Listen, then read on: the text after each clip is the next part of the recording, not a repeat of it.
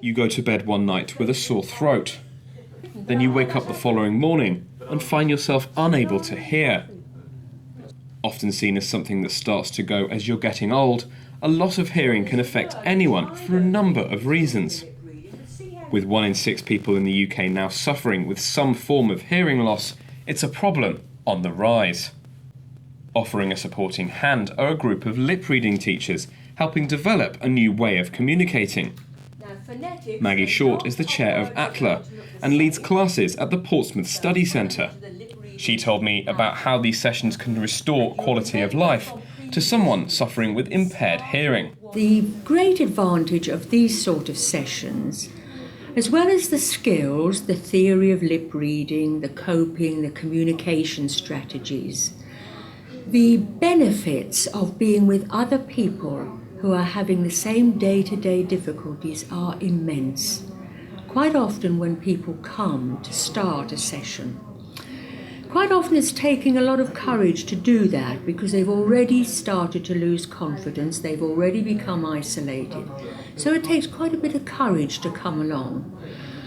But once they find out that there are other people suffering the same, some people seem to think that they're the only one. They don't know anybody in the family with hearing loss, nobody at work has got hearing loss. So they tend to feel there's something wrong with them. And one of my favourite lines is, "You're just as beautiful and intelligent as everybody else out there, you just don't hear so well, that's all."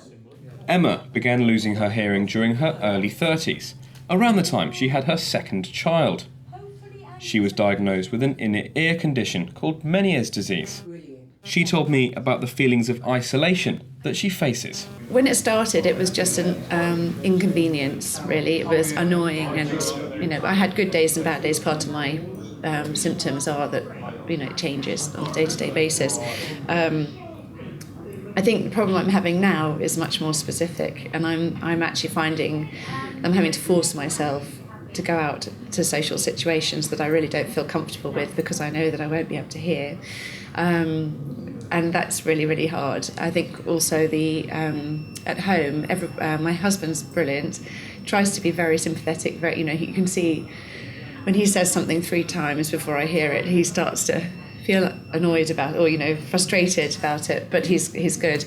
It's quite difficult with children because they're slightly less forgiving, and I think when they're young as well, they expect their mum just to be able to hear everything they say, just like that. And when you don't, they find it hard. I also heard from a few of the group's members about the impact these lessons have had on their lives. I used to look at people in the eye. As you meet people you don't know, you talk to them, you look at their eyes. Whereas through lip reading, you realise you've got to look at their lips. And to be honest, if I couldn't see your lips when you're talking to me now, I wouldn't be able to understand what you were saying. If I took my hearing aid out, there's no sound at all.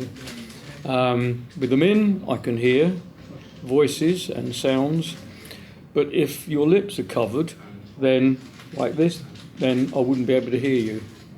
I could hear you, but I wouldn't be able to make out what you were saying because I depend on the lip reading aspect as well as the sound coming to me.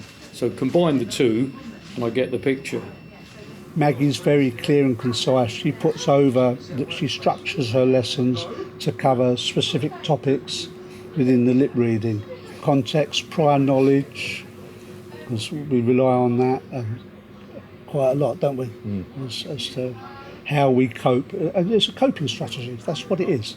A lot of it is to do with coping strategies and coping skills and everything, not just learning how to read a lip, It is so much more to it, so much more, and that's what I've really benefited from an awful lot.